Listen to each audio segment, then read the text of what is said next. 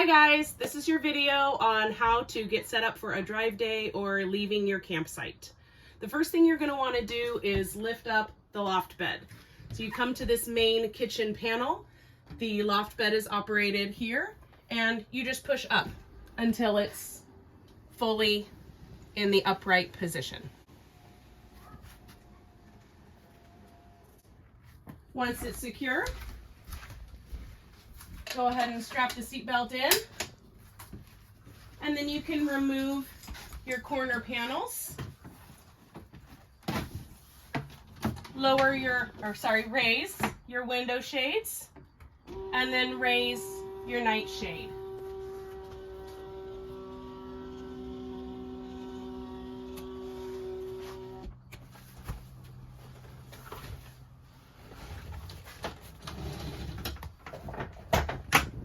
We're at home, but this is exactly what it's going to look like when you go to any RV park and you're fully plugged in for a day. You'll have the water hose here and the sewer hose here. Let's see what it looks like. Inside the water compartment, you'll see both hoses have gone up and underneath inside and are all plugged in. And now we're going to be leaving the campsite and get started. So the first thing you're going to do is we want to make sure to fill your water tank before you get going. So you want to go to the fresh water valve and turn the lever to tank fill. At that point, you will turn on the water spigot at the campsite if it's not already on, and you'll hear the water start to fill up inside the RV. You can check the water levels inside the RV at the main kitchen panel. We recommend you don't overfill, that you only fill this up to about 2/3 on a travel day. That'll be enough to help your toilets keep going and any incidental sink or shower usage you may need to do. Once you're pretty close to being filled, you just turn the knob back to normal and then turn the water spigot off and we'll start disconnecting. The next step is to unhook your sewer. So the first thing you're going to want to do is turn off your water at the campsite spigot. Then you're going to pull the black waste tank drain lever. That's this black one right here. You'll wait for the draining to stop, and then you'll pull the gray waste tank drain lever. Will you show us where the gray tank lever is? Over here. And then after you pull that gray waste tank drain, you're also going to wait to hear the draining stop. And then you're going to unscrew the white hose from this freshwater inlet. So John, would you mind unscrewing our freshwater inlet here?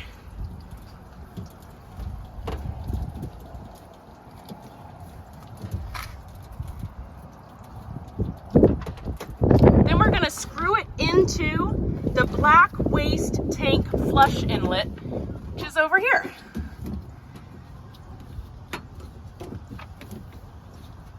Both of these water plug-ins are counterclockwise to screw in, clockwise to unscrew, a little bit backwards. So then you're going to turn your water back on at the campsite spigot, and you're going to let the water run for about a minute or until you can see that the water's running clear.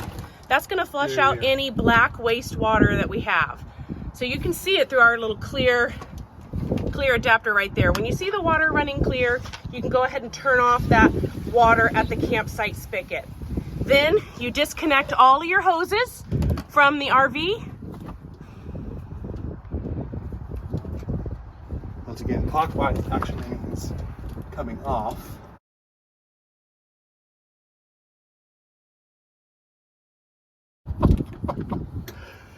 And once you have them unplugged, you should plug them into themselves so that they don't leak all over the compartment when you're driving.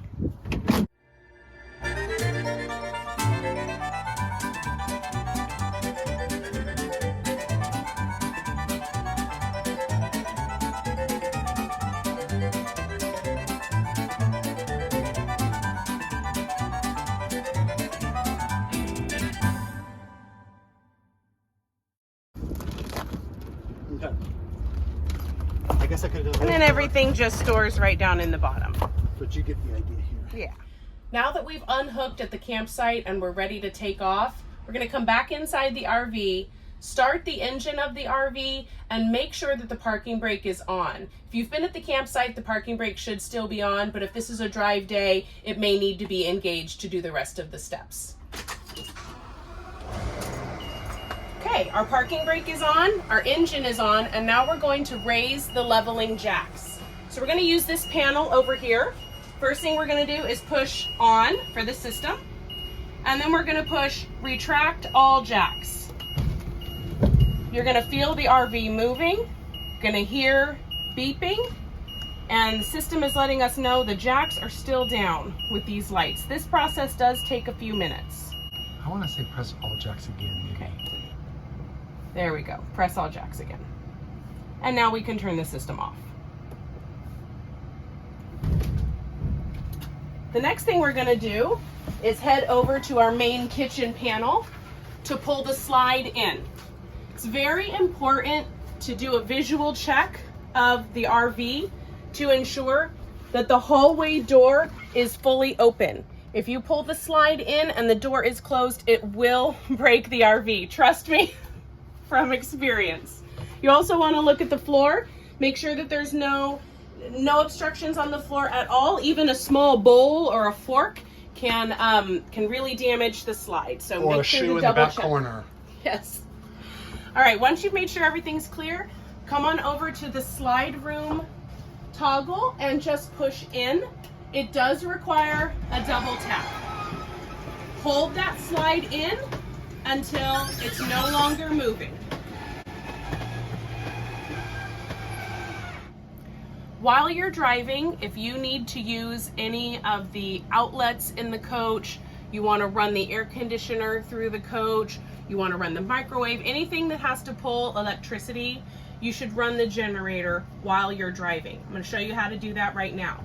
You're going to come over to this main panel and you're just going to hold this start toggle down for about 5 to 6 seconds. You'll hear it kind of make a few noises.